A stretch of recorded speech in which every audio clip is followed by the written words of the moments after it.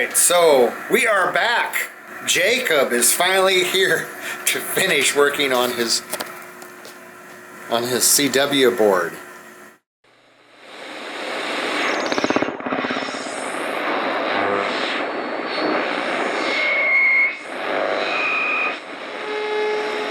How many months has it been, Jacob? I think it's been like 8 months.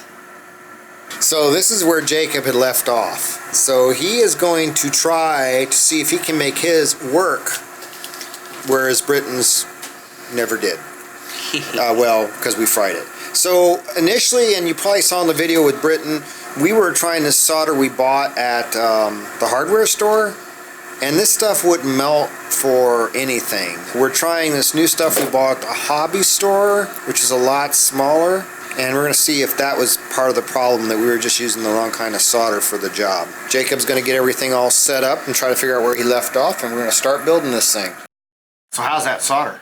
The solder is really good. It's really easy to melt. It doesn't take... So it's that was the problem? Wrong solder? Yeah, it's making it a lot easier. Okay. That stuff works much better. Do not use this stuff. This stuff does not work very well, at least with our soldering station. There was a silent key recently in our club, so some of his radios went up for sale. I did go ahead and purchase his DMR radios. He had 2 TOIT radios. The 9600 MD, this guy.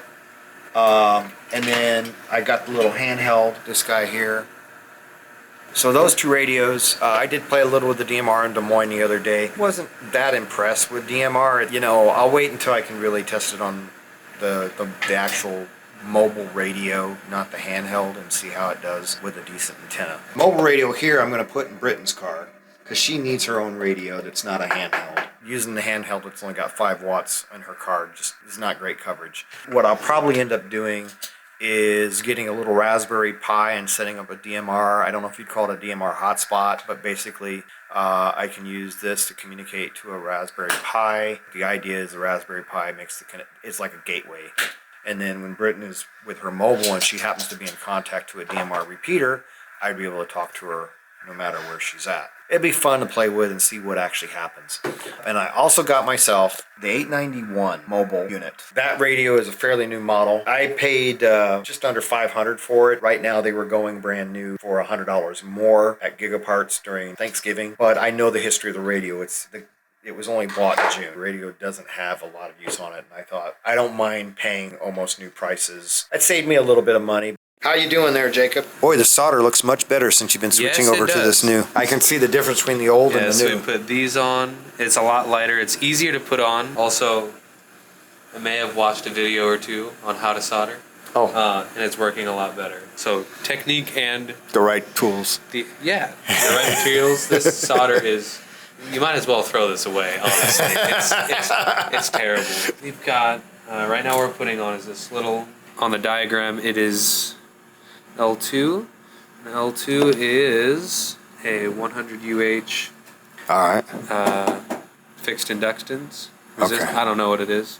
It's a thing that we're putting on a board. So here he goes. He's putting in the last piece. We're soon going to find out if we succeeded or failed. I've got my 891 connected to my mag loop receive. I took my transmit antenna off, and we've connected the transmit antenna to his CW board. We've got it tuned to 7.040. Right now we're going to just see if we can transmit and hear it on my 891, and hopefully we don't go up in smoke. Ready? Here goes nothing. I have a feeling if I touch the bottom of the board, I'm going to get shocked. Oh, that sounds scary.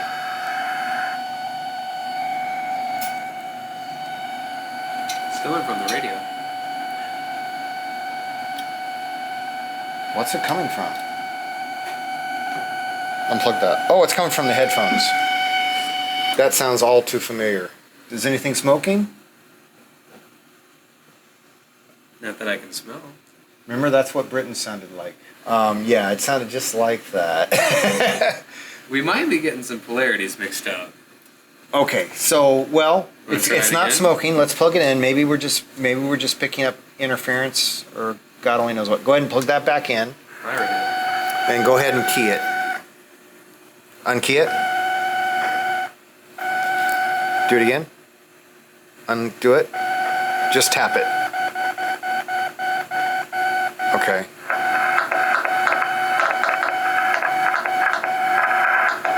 Okay, let's unplug the headphones. Okay.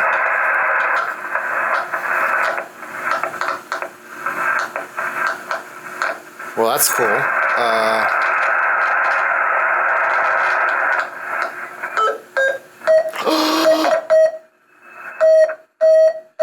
It works! Yay! It does work. It works! It does. But we are hearing very odd noises through the headphone jack. But it's transmitting. It is. It's definitely transmitting. Yay! That's one step closer. Wasn't this thing in the middle tunable? Yes, you should hear the pitch change as you turn that. So if I were to... Don't hold it too long because it could, it could get hot and burn out its whatever it is. So I would turn that... Yeah, try that now. Try it. See, now it's It did go up. Yeah. So that's all working. So now we got to figure out why we're not receiving anything correctly. That's...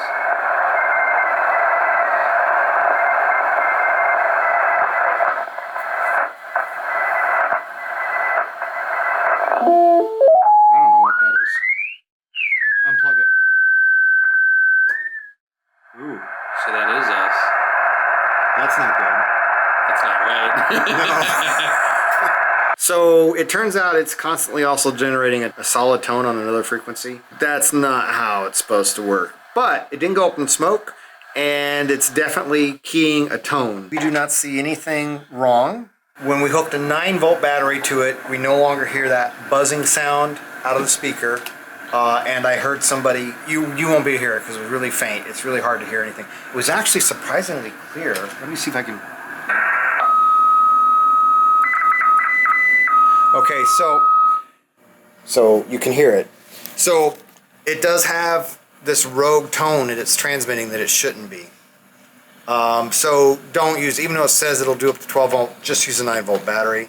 We definitely know Jacob's actually works, other than it's got this extra tone that it should not have that continually makes on a different frequency. So we're going to build another one. On some of the fronts, it's not like filling the whole thing. Right. This one's like filling each hole like perfectly. That was just a little low. That's So awesome. these are all the capacitors are in? Oh, you still got one more? There's there's still a handful to do, but Okay. Let's show you what it looks like when we're using the right kind of solder. He's got all this on the board already. If you look at the bottom, look at that. Yeah, that looks a lot better than that mess we had before. So, good job, Jacob. That actually looks presentable. does this make up for not doing it for 8 months? Yeah. So anyway, he's still got a few more capacitors he's got to put on. That's what you're doing, right? Capacitors? Yeah. Yeah, that looks a lot better. So this is really pretty cool. When you have the right kind of solder, he is literally just flying through this.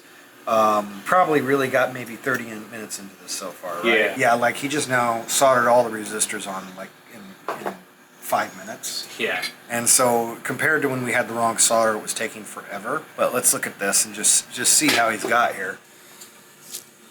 And look at that. Look at that. I mean, you can't, it's like perfect. Go ahead and flip it over. So yeah, he's got all his resistors in. And again, like if you watch my other video, we just use the ohms on the multimeter and just to use that to figure out which resistors were which rather than trying to look at the lines. The resistors and the capacitors do not have a polarity.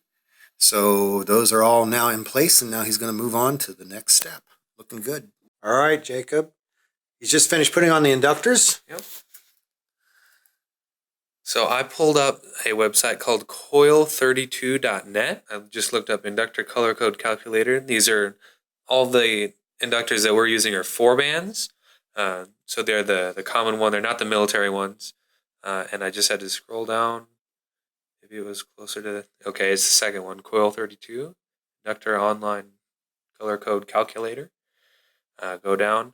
And some of the colors are very bland or indistinguishable. For example, the browns and the reds are very close to each other. And I just had to keep playing around with it. until we got the values here we have on the Right. sheet. If I'm understanding correctly, is if you put the numbers in, they didn't match anything on the sheet, so then you knew you put them in backwards. Yeah, 'Cause it either was that or like- you're using the wrong color for Yeah, brown or you're red. putting the wrong color in. So I mean, eventually you'll know because you only got 3, fortunately. But so we got that took them a little longer just because we had to figure out which ones were which. Yeah. So we got about an hour into this so far. So now the next thing is the Electrolytic capacitors. capacitors. So All right. those are these. So he's gonna put those on, and we'll be right back at you. Just got Getting closer. the electrolytic capacitors on, other than the Q1 and 2 here, which are the flat-ended ones. Now that's a isn't that a transistor? It's under here. Oh, it's under those. Okay. So we'll see here in a All right. second. They I just think look it's different. actually. Oh, okay. For some reason, I thought that was a transistor, but maybe it's not. Yeah. So this one's the Q1. It's got. Okay.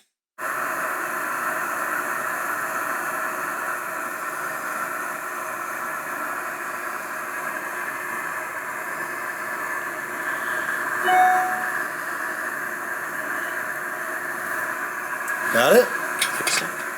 Looks good. All right, roughly 2 hours later, he's got his Pixie board built.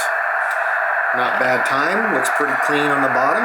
Much, much better than the last version. And we did double check everything again just to be sure. We had everything the right directions on the last ones too. So the only thing we're doing different this time is we made sure that the soldering is much, much cleaner. So maybe there was stuff shorting out that we couldn't see, although it still looked like it was good before. Also, I'm sure we got things way too hot before because we were having a hard time getting a lot of that solder to even melt. All right, so we got power. And we're fixing the amount of power going in. Yeah, and we're using a 9-volt battery instead. All right, so you got it on? Yep. It's still doing it. Still does that tone. I don't understand. So this sounds much worse than... We went a step in the wrong direction. There we go. Maybe it just wasn't getting a good connection. I think it's just mine. Not enough power. Do we have the actual 9-volt No. clip on? I don't have one. We've got 2 of them doing the exact same thing. It's like it's got that constant tone. I hear other people. It's definitely receiving. We have 2, and they both do exactly the same thing. So, but then when you go up higher, it's got that constant tone. That means both of them are working As intended. Or the same, anyways. they're both working exactly the same. So I don't think we did anything wrong. I think there's something wrong with the design. But technically, it works. Other than it's emitting a signal where it shouldn't. It's emitting a constant tone up higher, in addition to the Morse code tone.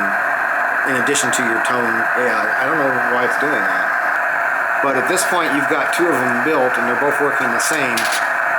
So time to Google and find out the facts. But we're closer. All right.